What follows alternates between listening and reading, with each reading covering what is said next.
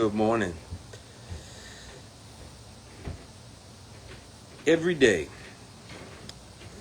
when I wake up and do my prayers and my routine, I wonder, am I going to make it home after I go to work? At the CTA, we got all kind of jobs, different type of work environments. In general, most of them are extremely hazardous. But they don't have to be. They don't have to be. I'll give you an example. Where I work in one of the many rail maintenance shops where we inspect and repair CTA trains. We have things called hydraulic lifts. And they are gigantic machines that push the trains up into the air so that we can work under them and do inspections and repairs. Well, where I work, one of the lifts, well, both of them are defective. One of them is out of service. One of them is constantly flashing that it's moving. So our lifts have warning lights. And these warning lights flash when the lift is moving up or down. Well, once you stop moving the lift, you get the train to the height that you want it at, the light doesn't stop flashing.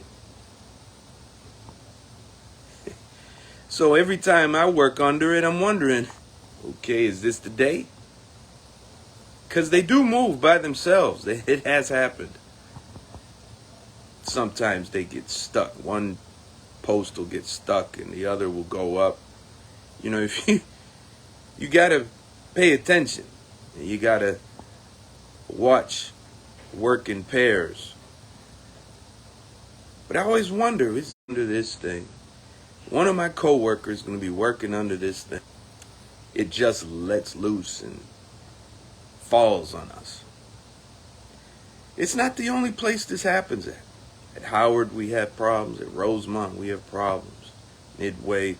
All the different shops have their own little deadly defects. And we complain about it, and they don't do a goddamn thing except shut it down. Sometimes I wonder if me or one of my coworkers is going to die or be hospitalized from heat stroke. Because the CTA mismanagement does not want to open up the ventilation windows in our shops. We have windows that were designed to be opened during hot temperatures. They're too cheap to maintain them, so they get stuck. And then they can't be opened. And if they're opened, they can't be closed. So you know what they do? Instead of fixing them, they seal them. And then they give us more fans to blow hot air into the shop. But these people don't seem to understand that hot air rises. The molecules, the heat molecules rise. They rise. They don't go sideways. They don't go down. They rise. So you have to, in these facilities, you have to have ventilation windows near the top of the facility to let the air out, to let the hot air out. But instead it sits there, and we'll be working in 96 degrees Fahrenheit.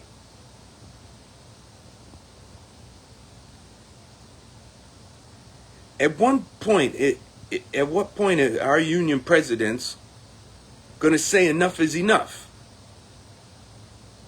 How many complaints do we have to put in? What else do we have to do to get the attention of our employer, of the mayor and the governor, the top bosses of the Chicago Transit Authority? When are you two people, Mr. Pritzker and Mr. Brendan Johnson, going to start digging around and looking at the garbage and the filth and the degeneracy of the CTA mismanagement.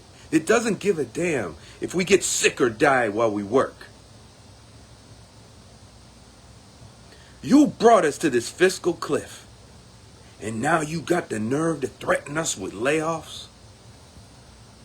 Now you got the nerve to write us up for poor work performance?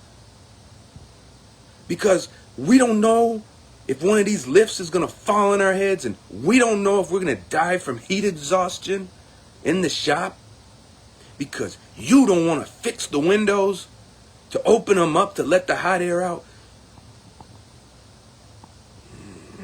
If I was president. So yeah, we got 8K, 4K, 3D heat-seeking, heat-reading cameras in our shop. Do you know that? They happen to be right facing me and another fellow steward, Chris Campisi. Interesting. I wonder why. But no, you can't open the windows. You can't fix the windows. You can't fix the jacks. But you can put in heat-reading, heat-sensitive cameras. Why? Are you getting ready to launch missiles on us or something while we work? While we're sitting down, taking a cooling break? I mean, what kind of savages are you? I would like to go to work and know that I'm safe. Not that I'm going to be written up for being killed because you all don't want to maintain the equipment. And don't tell me it's not in the budget. You got plenty of money in the budget for pizza and video cameras and all kind of BS. I see the CTA managers going around saying they appreciate us, giving us trinkets and candy and ice cream. If you appreciate us, you will fix this defective equipment. You'll stop writing us up for getting sick. You'll stop writing us up for getting hurt. You stop harassing us when we're injured on duty from getting hurt because of the terrible working conditions. Stop harassing us for using our rightful FMLA privileges. Yeah, I wonder if today's the day that I die at work. Every single day. I wonder as those lights flash. As that building heats up into an oven, all these shops, all these defects, you go in the basement of some of these shops, it looks like some biological dump. The CTA used to have plumbers and stationary engineers and carpenters and whatnot come to the shops and maintain them. Now, what do? They sell us, you go do it. Pick up a broom and clean your work area. And that's maintenance of the facility? Telling me and the servicers and the motor blowers, yeah, take out the garbage, yeah, sweep this and throw this on there. They got us throwing chemicals on the floor that are making these jacks rust and fall apart. And then we wonder why they're not working and moving by themselves. And circuit breaker trips. And do you know what they say? Instead of getting the electrician, they tell us, yeah, just go down there and throw the breaker switch. My man, do me a favor. You're like, oh, okay. And then you throw the breaker switch, and now suddenly the lift is working at Kimball. At 98th. Doesn't matter. Doesn't matter. We're not electricians. We're not machinists.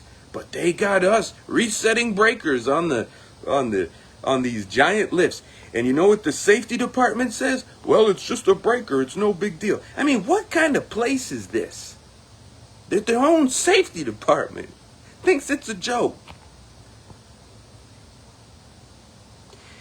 If they say I killed myself, know this for a fact. I didn't.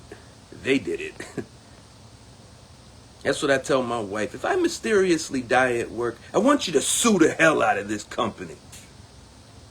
Because I got documentation. And my coworkers got documentation. And that's what I tell all y'all. Y'all got loved ones? Tell them, if I die at work, sue the CTA. Sue the city of Chicago and the state of Illinois. Sue them all. Tell your family, sue them all for billions. because they don't care about us. They don't care about us. They don't care if we die on the job. They don't care about the riders who could die too because the trains are falling apart. They don't care.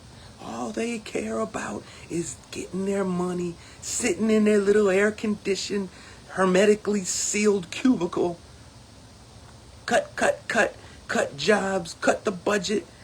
Fiscal cliff, we're at a fiscal cliff. You made the fiscal cliff, you stingy bastards. And now you got a union rep, a canary in the coal mine, a carbon monoxide detector beeping and tweeting and saying, this place is deadly. We're going to have a disaster. And what do? You write them up. You suspend them. Yeah. You keep doing that. Go ahead. Take down the boogeyman. Go ahead. I'm just going to keep talking until you stop treating us like dirt. Yeah, I'm wondering if I'm going to live today. I hope I make it today. And I hope my coworkers make it today. And I hope you who work at the CTA and know about this too, start speaking up when you're off the clock. You can speak when you're off the clock. Just don't show the proprietary information. Don't be putting all the bulletins and the details out there for the public. And you don't have to mention names of anybody. But tell the truth about all that you suffer as a CTA worker. Talk to the media. Don't listen to Penny and Mark and Keith and Hill. All these people, they don't talk to media. They can only talk to us, the union top officers. They're the top officers because they work for our employer. They will never, ever, ever tell the truth about what it's like to work at the CTA. They work to cover it up. That's what they do. They work to silence you. Now me, I'm a little different. But you're going to have to start speaking up. See this live thing I'm doing? You have to do it too.